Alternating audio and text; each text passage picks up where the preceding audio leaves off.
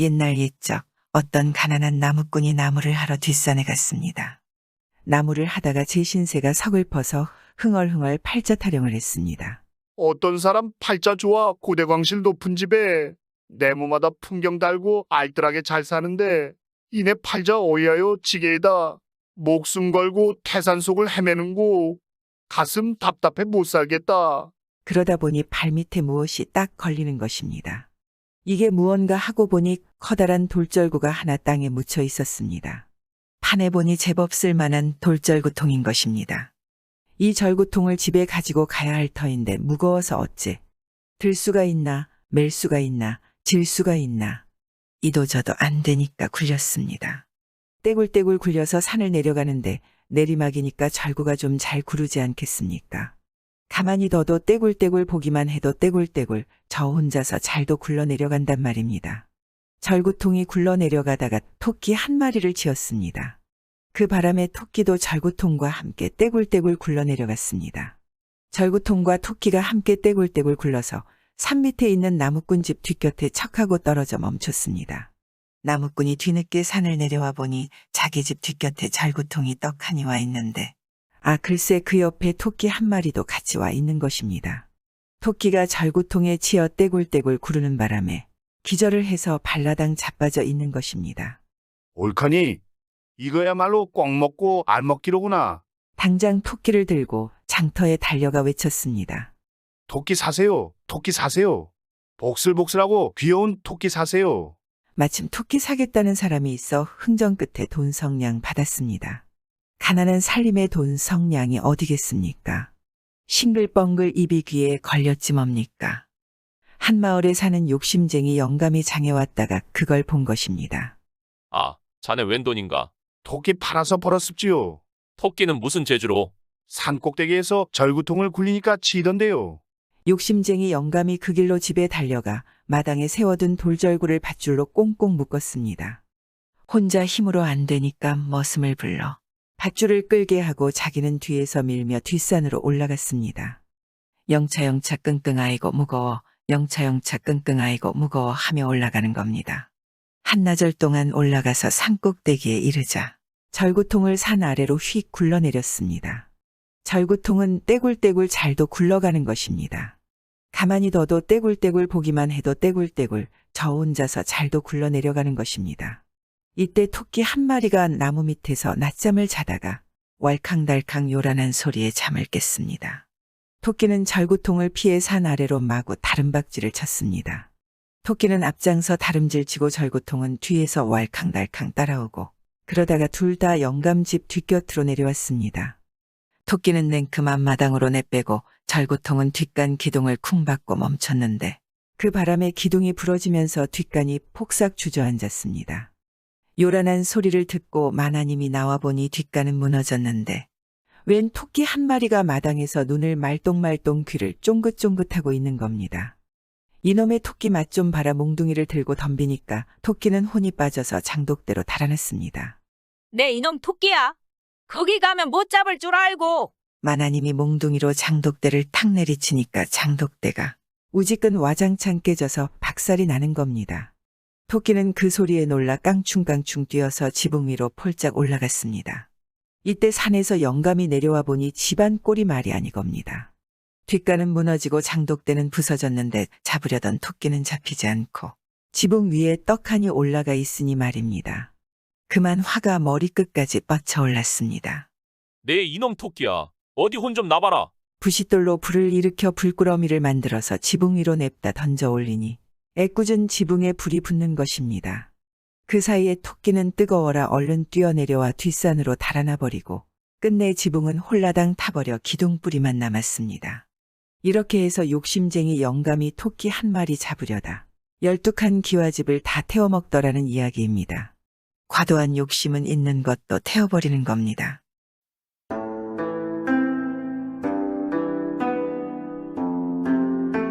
옛날 옛적에 어느 곳에 어떤 내외가 살았는데 나이 40이 넘도록 자식이 없다가 어찌나 공을 들였는지 늙음하게 아들을 하나 낳았습니다. 그러니 얼마나 귀한 아들이겠습니까?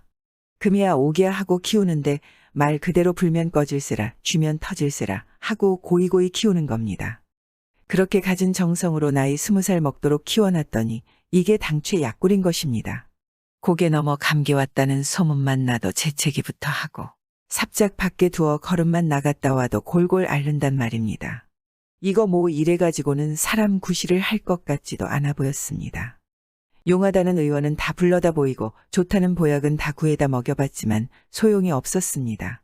사시사철 골골 앓는 게 일인 겁니다. 이쯤 되니 내외는 슬아의 자식이 없을 때보다 걱정이 더 많아졌습니다.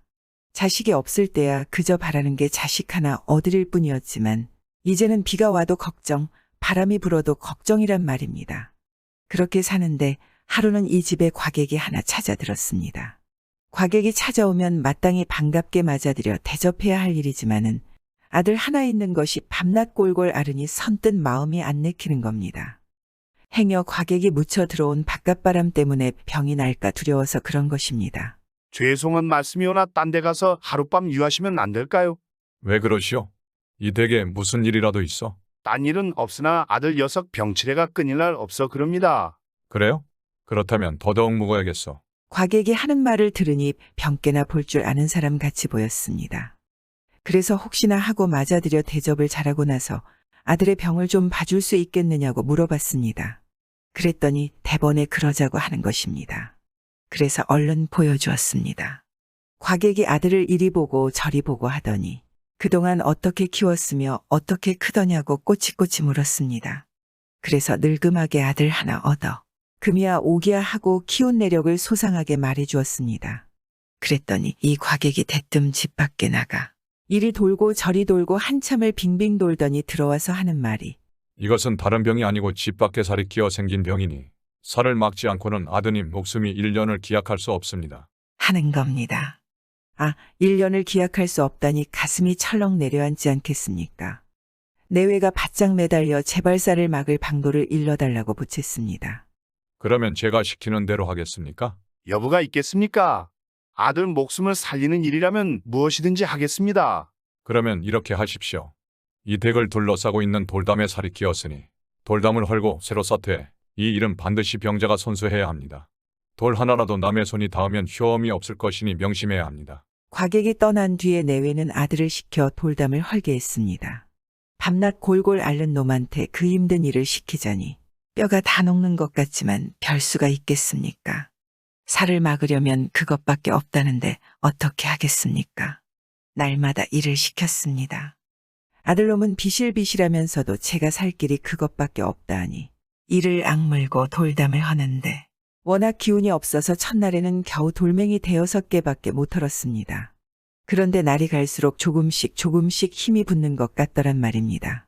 둘째 날에는 여남은 개를 헐고 셋째 날에는 20남은 개를 헐어내고 이러더란 말입니다.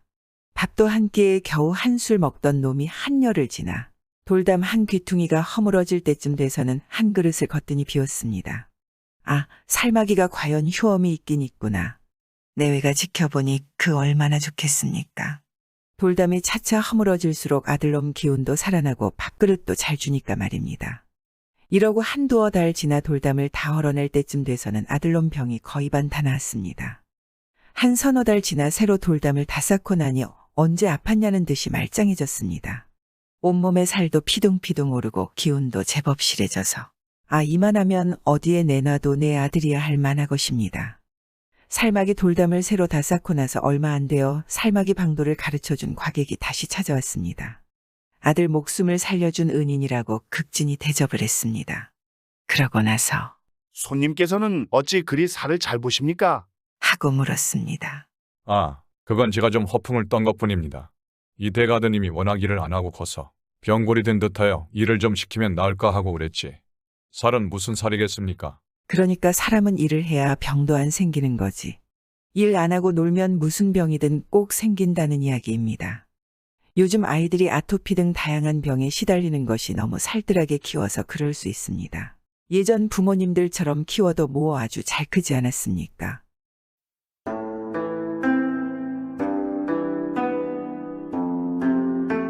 가난한 여자에겐 아들 한 명이 있었습니다.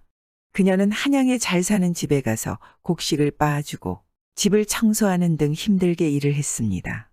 그들은 그녀가 먹고 살 약간의 곡식을 품삯으로 주었습니다. 그래서 그녀는 아들에게 좋은 옷이나 음식을 절대로 사줄 수 없었습니다. 한 번은 약간의 곡식을 팔러 시장에 가다 아들에게 물었습니다. 아들아, 시장에 가면 너에게 무엇을 사줄까? 그는 지체 없이 단숨에 장구, 엄마 장구를 갖고 싶어요.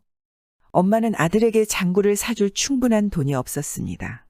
시장에 가서 곡식을 팔고 보리쌀 조금과 소금을 샀습니다. 빈손으로 집으로 돌아오는 길은 너무나 슬펐습니다. 마침 길에서 버려진 나무 조각을 보자 아들에게 주려고 했습니다.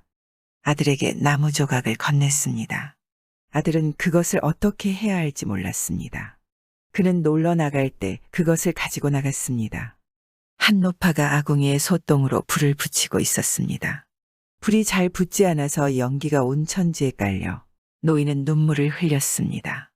소녀는 가던 길을 멈추고 왜 우느냐 물었습니다. 그녀는 불을 붙일 수가 없어서 밥을 할 수 없다고 말했습니다. 소녀는 제가 아주 잘 마른 나무 조각이 있는데 이것으로 불을 지필 수 있을 거예요. 하고 말했습니다. 노파는 몹시 기뻐하며 불을 지펴 주먹밥을 조금 만들어 한 조각을 소년에게 주었습니다. 그는 주먹밥을 들고 옹기장이 부인이 있는 곳까지 걸었습니다. 그녀의 아이가 울며 그의 팔을 마구 흔들었습니다.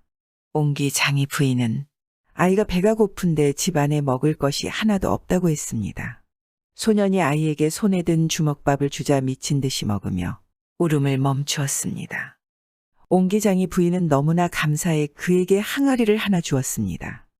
그는 계속 걸어서 세탁장수와 그의 부인이 싸우고 있는 강가에 왔습니다. 소녀는 멈추어 왜 부인을 때리고 꾸짖고 있느냐고 물었습니다. 세탁장수는 이 옆에 내가 우리가 가진 하나뿐인 항아리를 그만 부셔버렸어. 이제 빨래를 하기 전에 옷을 끓일 것이 하나도 없다네. 소년이 말했습니다. 이제 싸우지 말아요. 이 항아리를 쓰세요. 세탁장수는 커다란 항아리를 얻어서 너무나 기뻤습니다. 그는 보답으로 옷을 소년에게 주었습니다. 그 소년은 계속 걸었습니다. 그는 곧 다리에 도착하였고 거기서 옷도 없이 추위에 떨고 있는 남자를 만났습니다. 옷이 왜 없는지 묻자 나는 이 말을 타고 한양에서 오고 있었어. 헌데 강도가 나타나 나를 때리고 모든 것을 가져갔어. 옷마저. 걱정하지 마요. 당신에게 이 옷을 줄게요. 남자는 옷을 받고는 당신은 매우 친절하군요. 이 말을 당신에게 주고 싶소. 소녀는 말을 타고 곧바로 신랑과 그의 가족과 남사당패들이 있는 결혼식에 가게 되었으나 나무 아래 그들은 모두 시무룩한 얼굴들이었습니다. 소녀는 멈추어서 왜 그렇게 우울한 얼굴을 하고 있는지 물었습니다. 신랑의 아버지는 우리 모든 결혼 준비를 다 해놓았지. 그런데 신랑을 위한 말이 필요하다네. 말을 가지러 간 사람이 아직 안 온 듯 싶었습니다. 신랑은 신부에게 걸어서 갈 수 없었습니다. 이렇게 늦어지다가는 상서로운 시간에 혼사를 하는 것은 어려울 것 같았습니다. 그래서 소년이 말을 신랑에게 주자 그들은 너무나 기뻐하였습니다. 신랑이 소년에게 감사의 대가로 무엇이든 주고 싶어 하자 소년은 저 남사당패가 가져온 장구를 내게 줄 수 있습니까요? 하고 물었습니다. 신랑은 장구 치는 사람을 설득하여 문제없이 장구를 주었습니다. 장구 치는 사람은 신랑이 준 돈으로 새 장구를 살 수 있기 때문이었습니다. 소녀는 이제 집으로 달려와 엄마에게 갔습니다. 새 장구를 치며 그리고 어떻게 길거리에서 주운 나무 조각으로 시작되어 이 장구를 얻게 되었는지 이야기해 주었습니다. 구독은 공짜입니다.